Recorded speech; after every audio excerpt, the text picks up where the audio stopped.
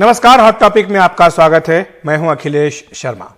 BJP के शासन वाले दो राज्यों उत्तर प्रदेश और मध्य प्रदेश दोनों में एक साथ आज कथित लव जिहाद के खिलाफ बिल विधानसभाओं से पारित कर लिए गए। योगी सरकार आपको बता दें कि पहले अध्यादेश लेकर के आई थी, जिसे आज विधानसभा ने मंजूरी दे दी। वैसे विपक्ष ने बिल को प्रवर समिति के पास भेजने की सिफारिश की थी, लेकिन सरकार का पक्ष था कि धर्म बदलकर धोखाधड़ी करके शादी की जा रही है, जिस पर यह सजा का प्रावधान किया जा रहा है।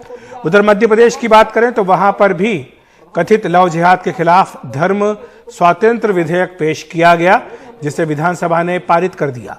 मध्य प्रदेश में पिछले एक महीने में कथित लव जिहाद से जुड़े 24 मामले दर्ज हुए हैं।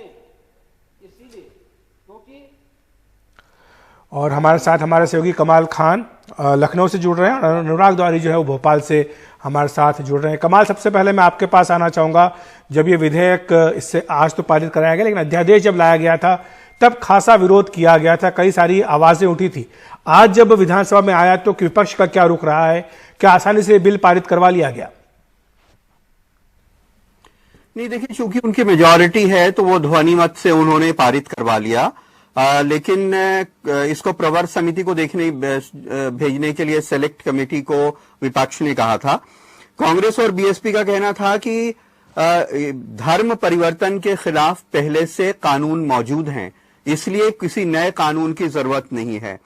राम गोविंद चौधरी जो समाजवादी पार्टी के नेता सदन हैं, उनका ये कहना था कि देखिए, ये एक पेट्रियार्कल सोसाइटी है, जरूरी नहीं है कि कोई पति जबरदस्ती कर रहा हो। पत्नी अपना सरनेम कुछ लिखती है, उसकी जाति कुछ होती है। एक ही धर्म में पत्नी की जाति कुछ और होती है शादी के पहले, शादी के बाद वो अपने पति की जाति लिखना शुरू कर देती है बिना दबाव के। कई बार प्रेम में लिखती है। कई बार लड़कियां इसलिए अपने पति का धर्म मानती हैं क्योंकि उनको लगता है कि उनके परिवार में एडजस्टमेंट में आसानी होगी, क्योंकि उनको लगता है लड़का मोहब्बत करता है। अगर हम उसके कल्चर को मानेंगे तो उसकी दादी हैं, घर के बुजुर्ग हैं, वहां एक्सेप्टेंस में आसानी होगी। जरूरी नहीं है कि ये किसी के साथ जबरदस्ती की जा रही हो। लेकिन बहरहाल चूंकि विपक्ष के पास संख्या नहीं है और सरकार के पास संख्या है, तो लिहाजा ये कानून जो है उन्होंने पास कर लिया। अनुराग के पास चल सकते हैं। अनुराग, वहां पर भी एक ये बड़ा मुद्दा बनाया गया है बीजेपी की ओर से, आखिरकार आज ये विधेयक पारित करा लिया गया है। वहां पर क्या कहा है सरकार ने और विपक्ष ने इस बिल पर बहस के दौरान? जी बिल्कुल अखिलेश जी, वैसे तो कानून यहाँ पर भी पहले ही बन गया था जनवरी में ही, और एक औपचारिकता भर थी क्योंकि यहाँ पर भी जो सदस्य संख्या है वो बीजेपी के पक्ष में है, तो खूब शोर शराबे के बीच में इसको पेश किया गया था, इसको टेबल किया गया था। और सरकार का ये कहना है कि जो पिछले अगर महीने भर के आंकड़ों की बात करें तो लगभग 24 जो मामले हैं वो आए हैं, और भोपाल संभाग में सबसे ज्यादा मामले लव जिहाद के आए हैं। सरकार बार बार जोर देती रही कि देखिए, हम इसको लव जिहाद नहीं कहते। तो धर्म स्वातंत्र विधेयक 2020 है, जो पहले विपक्ष कहता रहा कि 1968 से राज्य में कानून है, तो उनका कहना था कि इसमें कुछ मूलचूल परिवर्तन किए गए हैं। जैसे अब जो 10 साल की सजा होगी, 1 लाख का जुर्माना होगा, उन संस्थाओं का रजिस्ट्रेशन रद्द हो जाएगा जो इस तरह की शादियां करवाते हैं, और इस तरह धर्म गुरु हैं उनको भी या जो सहयोग करते हैं उन पर भी उसी तरह की धाराओं में मामले चलेंगे। तो इस तरह के बदलाव किए गए हैं, और इसको भी लेकर यहाँ पर भी विपक्ष यही कहता रहा है कि इस तरह के जब कानून मौजूद हैं तो सरकार प्राथमिकताओं में कोरोना काल में लोगों के रोजगार घटे हैं, उनको रोटी नहीं मिल पा रही है, बाकी और जो तमाम मुद्दे हैं उससे ध्यान भटकाने के लिए इस तरह की बातें कर रही हैं। लेकिन इसके जो सरकार ने अपने पक्ष में दलील दी वो ये बता दिया कि देखिए, एक महीने में तो 24 मामले आ चुके हैं, इससे पहले कितने अपराध इस बारे में घटित हुए होंगे। तो इस तरह की बातें सरकार की तरफ से कही जा रही हैं। शुक्रिया आपका अनुराग। कमाल, आपका भी बहुत बहुत धन्यवाद हमारे साथ जुड़ने के लिए। तो हमारे सहयोगी जानकारी दे रहे थे कि आज 2 बीजेपी शासित राज्यों में एक जैसे कानून, करीब करीब एक जैसे कानून कथित लव जिहाद के खिलाफ पारित करा लिए गए हैं। और अब बात करते हैं बंगाल चुनाव की, जहां पर चुनाव से पहले ममता बनर्जी ने तृणमूल का नारा लॉन्च कर दिया है। यह है खेला हॉबे, यानी खेल होगा। उन्होंने इस फुटबॉल में खुद को गोलकीपर घोषित कर दिया है। सवाल है कि क्या यह अंत तक शरीफ लोगों का खेल बना रहेगा? কি খেলার ময়দান খেলা হবে খেলা হবে খেলা হবে খেলা হবে খেলা হবে इसकी शुरुआत किसने की, इसको लेकर झगड़ा है। क्या ये वीरभूमि के दिग्गज नेता थे या फिर कोलकाता के ये युवा टीएमसी नेता?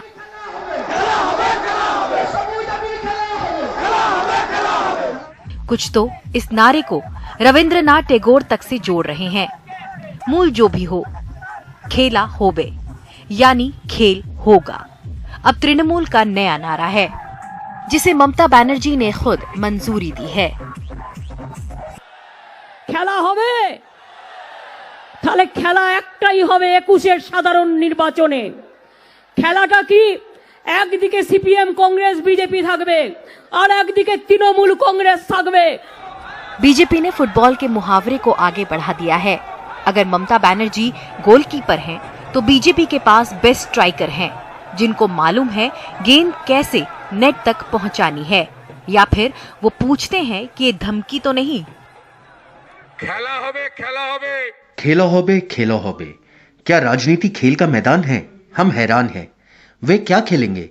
क्या वो खूनी होली खेलेंगे? अगर वो गोलकीपर हैं तो हमारे पास कुछ बड़े स्ट्राइकर हैं जो जानते हैं कि गोल कैसे किया जाता है। কিভাবে গোল দিতে হয় জানি। থাকবো গোলরক্ষক। बंगाल अब बड़े चुनावी खेल के लिए तैयार है। তারা গোলে মারতে পারেন।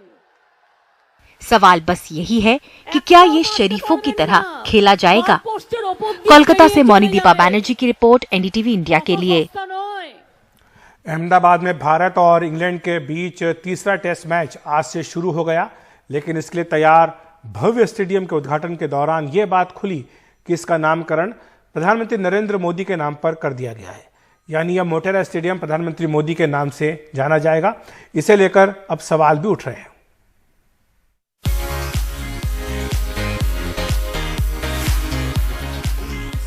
अहमदाबाद के इस भव्य स्टेडियम को मिला एक नया नाम। सब हैरान रह गए क्योंकि इसकी पहले से कोई सूचना नहीं थी। मोटेरा स्टेडियम अब नरेंद्र मोदी स्टेडियम हो गया है। राष्ट्रपति ने इसका उद्घाटन किया। मौके पर गृह मंत्री अमित शाह भी मौजूद रहे। प्रधानमंत्री नरेंद्र मोदी जी गुजरात के मुख्यमंत्री थे, तब देखा हुआ उनका सपना था, जो न केवल दुनिया का सबसे बड़ा क्रिकेट स्टेडियम है, दुनिया का सबसे बड़ा स्पोर्ट्स स्टेडियम है, जिसका नाम आज हमने हमारे देश के प्रधानमंत्री नरेंद्र मोदी जी के नाम से रखा है। तो नरेंद्र मोदी स्टेडियम अब 1,32,000 दर्शकों की क्षमता के साथ दुनिया का सबसे बड़ा क्रिकेट स्टेडियम है। इस पूरे परिसर को विराट खेल परिसर की तरह विकसित किया जा रहा है। इसका नाम सरदार पटेल खेल परिसर है। सरकार का दावा है कि यहाँ ओलंपिक तक कराए जा सकते हैं। कोई भी अंतर्राष्ट्रीय खेल स्पर्धा करनी है, चाहे कॉमनवेल्थ गेम करने हो, चाहे एशियाड करना हो, चाहे ओलंपिक करना हो, अहमदाबाद 6 महीने के अंदर तैयार होकर खड़ा हो जाए। इस प्रकार का स्पोर्ट्स इंफ्रास्ट्रक्चर आज यहां पर बनने की शुरुआत हुई। इस नरेंद्र मोदी स्टेडियम का एक एंड रिलायंस एंड कहलाता है, तो दूसरा अडानी एंड। इसको लेकर एक चुटकी राहुल गांधी ने ली। ट्वीट किया, कितनी खूबसूरती से सच सामने आ जाता है। Narendra Modi stadium, Adani and, Reliance and और जय शाह की अध्यक्षता। दुनिया के सबसे बड़े क्रिकेट स्टेडियम के उद्घाटन के लिए राष्ट्रपति और गृह मंत्री का एक साथ आना मीडिया के लिए एक बड़ा न्यूज इवेंट जरूर था, लेकिन सरदार पटेल स्टेडियम मोटेरा का नाम बदलकर नरेंद्र मोदी स्टेडियम किया जाना किसी गुगली से भी कम नहीं था। मोटेरा से विमल मोहन, एनडीटीवी इंडिया। वक्त एक ब्रेक का, लेकिन ब्रेक के बाद बताएंगे किस तरह गर्मा रही है राजस्थान की राजनीति।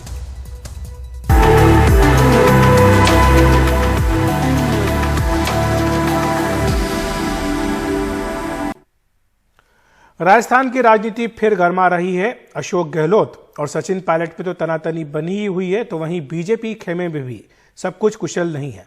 वसुंधरा राजे के लिए पार्टी में प्रभावी भूमिका की मांग उठ रही है। उनके समर्थक करीब 20 विधायकों ने पार्टी अध्यक्ष को चिट्ठी लिखी है। यह भी आरोप लगाया है कि उन्हें विधानसभा में बोलने नहीं दिया जा रहा है।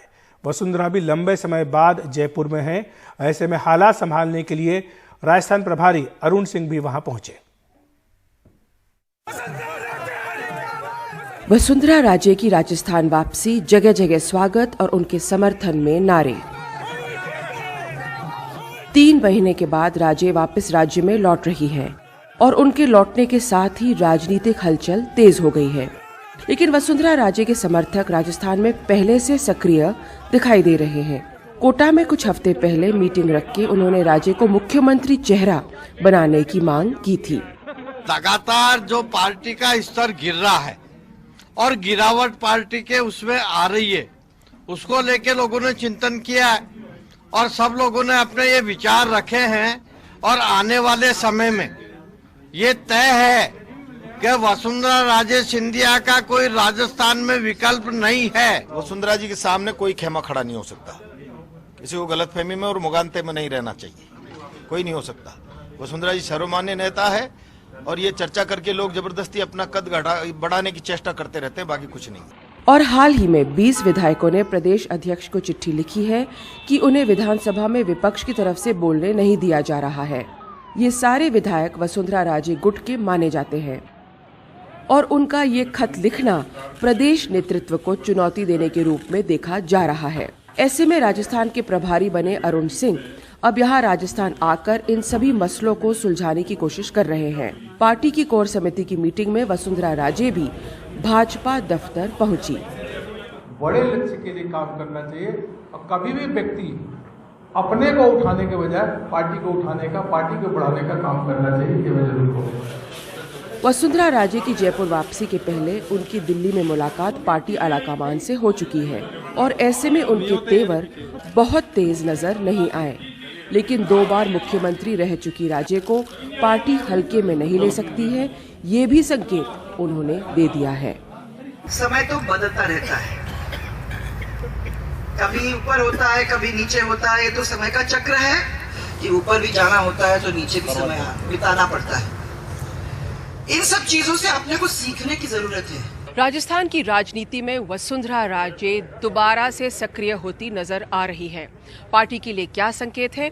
यहाँ पर जो प्रदेश के जो प्रभारी हैं अरुण सिंह यहाँ आए हैं ताकि संगठन में जो भी टकराव है उसे दूर करें। आखिरकार उपचुनाव कुछ ही दूर है और ऐसे में पार्टी संगठन चाहता है कि पार्टी एक रूप होकर ये चुनाव लड़े। लेकिन साथ ही जो राजे समर्थक हैं वो खुली बगावत तो नहीं कर रहे हैं, लेकिन पार्टी और प्रदेश नेतृत्व से सवाल जवाब जरूर कर रहे हैं। जयपुर से हर्षा कुमारी सिंह, एनडीटीवी इंडिया। तो हॉट टॉपिक में इतना ही। देखते रहिए एनडीटीवी इंडिया।